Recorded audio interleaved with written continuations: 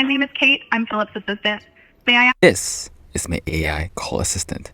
And in case you didn't know, a call assistant helps manage your calls by protecting you from spam, taking messages, and setting up meetings and appointments for you. Dunder Mifflin, this is Kevin. Please hold while I transfer you. Oscar, your mom! I wanted to build a call assistant that can manage my phone calls to save me time, help me avoid constant distractions. But I didn't want to hire someone to do it for me because it would be too expensive, and most call assistants are built for businesses and enterprises. So if I wanted to build a cost-effective solution, I needed to build one from scratch myself with whatever tools available out there. When I started this project, I knew that one day Apple or Google will eventually come up with their own version. Hi, I'm calling to book a women's haircut for a client. But what I didn't realize how easy and simple this project was. So first, to understand how we got to this point, we need to go back at the start of the month. Last month, I made a project where the AI basically has access point on different API endpoints, but it had several issues. For example, like it's quite slow, it's kind of issues with data parsing for these documentations, things like how easy it is to delegate or communicate tasks to the AI. But I simply wanted to move it aside from now so I can focus on building other projects. But I want to move on from this project because I think this is more of a bigger application. I wanted to build a project for the month of May as part of my commitment to build 12 for 12 projects for 12 months. And since my project was all about AI last time, I wanted to expand the use case of AI that can work continuously in the background for you, just help you stay focused and save you time. I want to move on to something like this, where you can now have an AI maze. You can delegate tasks to them. It's like at the beginning, I was having a difficult time finding new ideas. After a bit of thinking and asking myself several questions, I had finally figured it out. What do you wish there was? I think clear bias towards call assistants. Like, I don't like picking up the phone call. Then I remembered. I was like, what happened to this technology? That Google launched Google Duplex in 2018. Our vision for our assistant is to help you get things done. It turns out a big part of getting things done is making a phone call or even schedule a haircut appointment. We think AI can help with this problem. I was under the impression that they were still online, but after some digging, I found out that they have discontinued the project. So that solidified my product idea. This was the project I wanted to work on for the month of May. Okay, great. Thanks, great. Have a great day. Yeah, that's it, see? Alright, so that's what I want to do. Then, a few more digging in the second page of Google, I find the ethical concerns and privacy issues and security concerns around Google Duplex. Should we be worried about this? This is a terrible idea. Why would Google do this? Tricking somebody into thinking they're talking to a human when they're not. That is deeply concerning. We need to start talking about the ethics here. The core feature of Duplex is, in my opinion, a deception. It'll be increasingly harder to tell what is real. So, at this point, I had to make a choice. Can I actually solve a problem? Like, that's how I'm thinking about this, not in terms of monetary value. I can build something like this. I think it's just cool in general. But it also solves my problem. But I still want to build it for myself. So here's my initial plan. The plan is, when I'm on Do Not Disturb mode, rather than being left hanged up, the AI would pick up the caller's call and answer it like a human assistant. Once it gets the caller's message, it would then save it to my database and notify me once the call has been finished. So first things first, to make sure that the AI is more efficient at handling calls, I needed to learn how professional executive assistants do it in real life. Problem was, I didn't know how professionals pick up the call and answer it, since I've never had an executive assistant or seen how they answer it during office hours. So I started researching different ways of answering the phone call professionally on YouTube and Google.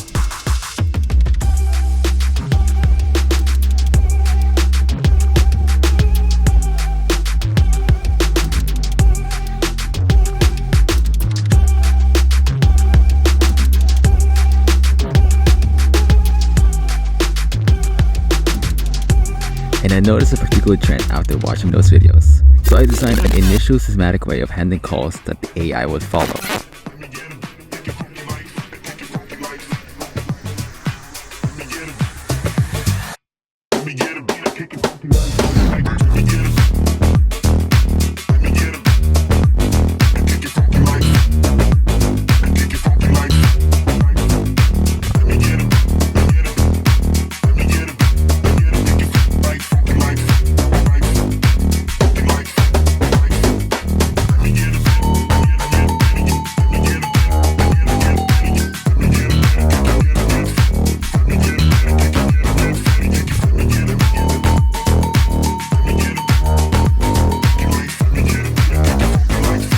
When I ended the stream, I was prepared to stream the next day to design the architecture for the system. It wasn't going to be a problem, but it would take a lot of time and testing.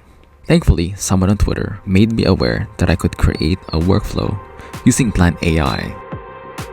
Somebody showed me this morning. Essentially have a workflow like this on Blend. I didn't even know this. So this is really interesting because then this would simplify my workflow. And all I need to do is to follow this and then see how it goes. The purpose was to see if Plan AI is a good choice and to test if my workflow made sense. Basically, before deciding whether to build the system on my own, I wanted to see if I could use a tool like this. Initially, getting on the app was a bit daunting with too many options to choose from. Thankfully, they provide a template I could work through and learn from. Without it, I would have struggled to design on my own from scratch. So I spent that day implementing my workflow design.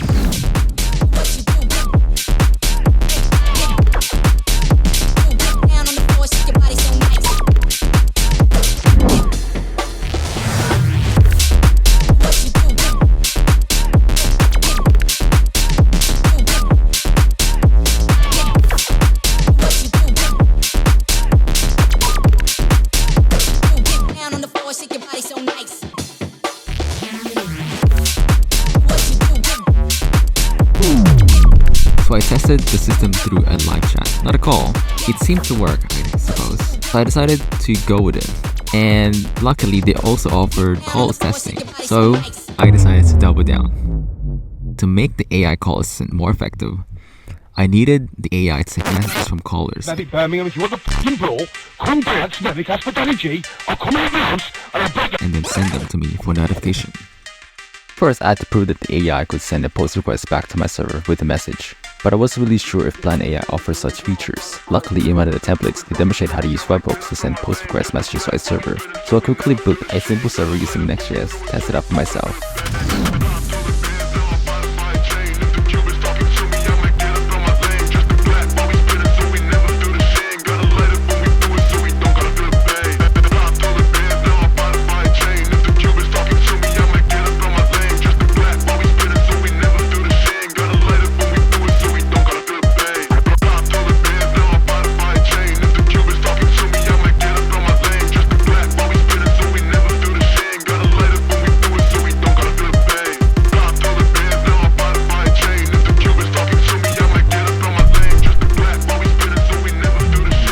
Being me, I designed and built a scalable system to receive multiple messages from AI and store them in my database.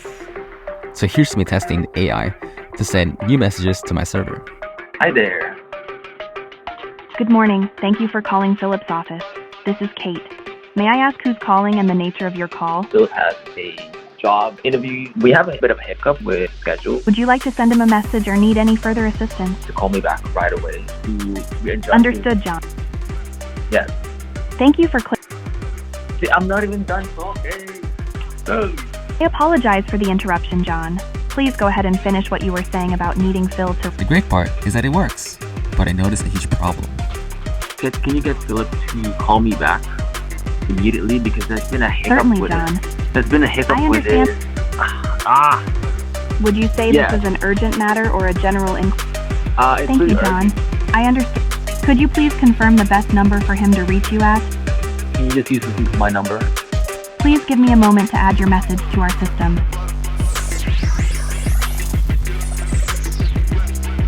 Please give me a moment to add your message to our system. All good? I gotta go. Please give me a moment to... Hello? Hell. Please give me a moment to add your message to our system. Oh, hello. Hello. Hey, are you with me?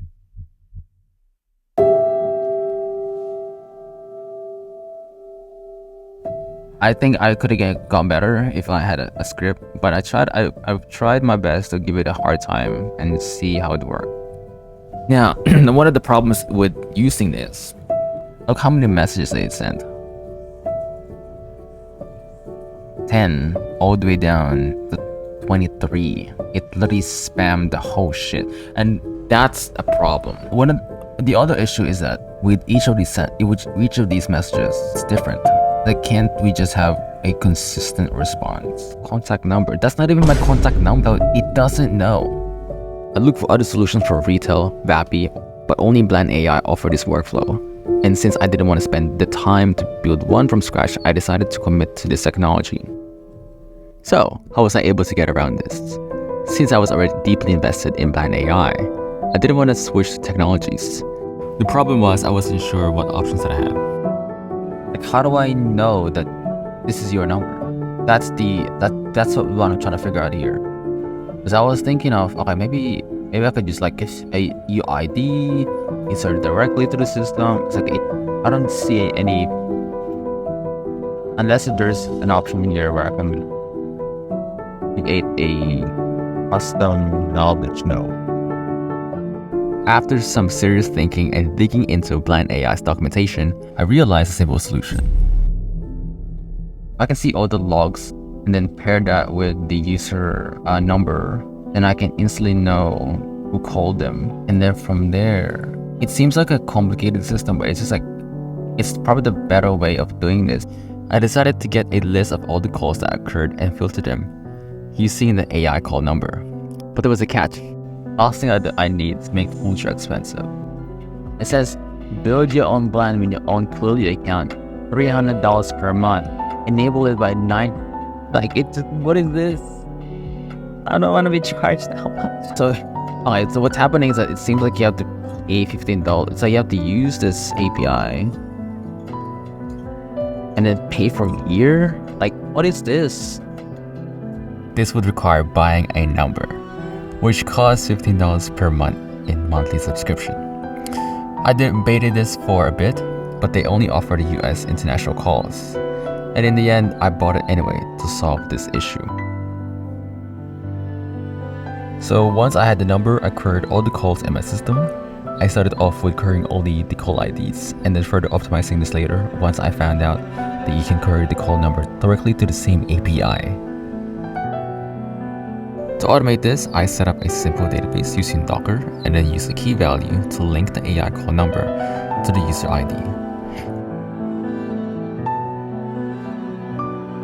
I tested the system by adding a test user and the number that I bought. Tested again and it finally worked. Thank you. Oh my goodness, bro. Holy shit. However, there were some downsides.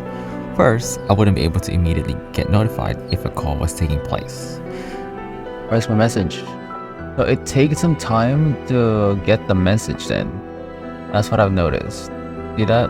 I'm still waiting for the message for the...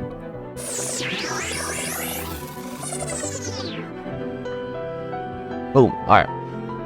Second, I had a lot of trouble adding this international number as my call forwarding number on my iPhone. And after multiple troubleshooting sessions and following every guide that I could find, I had little to no luck. For the first problem, I decided to compromise for now. Because of this, I had to redesign my architecture, removing the unnecessary parts from previous designs and simplifying the system. If all I'm doing is read from the feature, I find it is more scalable. But then again, there's no way of identifying the user if I use this system design. So basically what I'm getting is still this. I'm getting a duplicated version. This right here is not even needed. Like, this is just overcomplicating it as well. For one, the AI doesn't really know anything. And number two is that this is a very this is for generic post request. Like, there's no way of identifying the user from this point. Like, If I want to direct the message to a particular user, there's no way of doing that. You have to go back to the blend directly, and that would show you all the previous calls that I had with that number, and that's it. I think this would be suitable for making reservations for restaurants, like where you don't need to create a profile. Despite my issues with integrating it as my call forward number, I wasn't fully let down. I realized that all it takes is getting a new number, and that's basically it. And then setting it up as a call forward number. And I'll see if I can request a logo number from Blind AI and then give an update in the future. So here's a quick demo. May I ask who's calling and the nature of your call?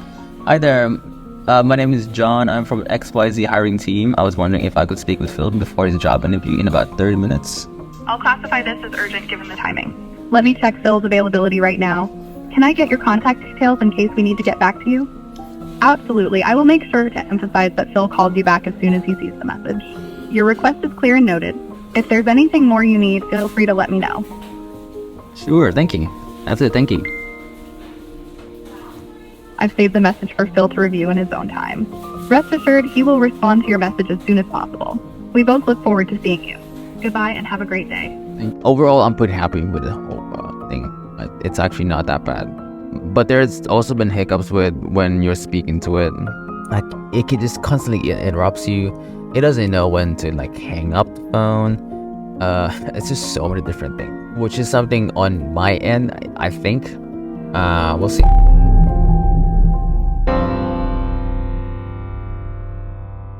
As I was working on this project, I kept thinking about the concerns Marquez and CNET raised about the Google Duplex.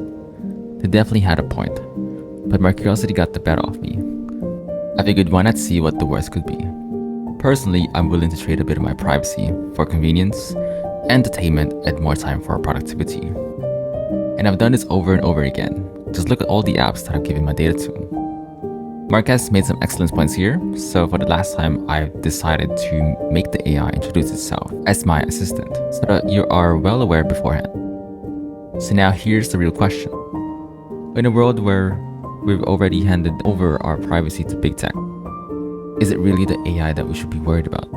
Or is it the illusion that we still have privacy left to protect? The truth is, we're already living in a world where privacy is a currency we've willingly traded for the perks of modern life. The bigger companies have our data, yet we continue to use their services because the benefits outweigh the concerns. So while some might call it hypocritical, some might call it unethical, I call it a choice to embrace the future, to navigating its complexities and to find our own balance. And in the spirit of curiosity and innovation, I'm choosing to explore, to push the boundaries and to see what's possible. What will you choose?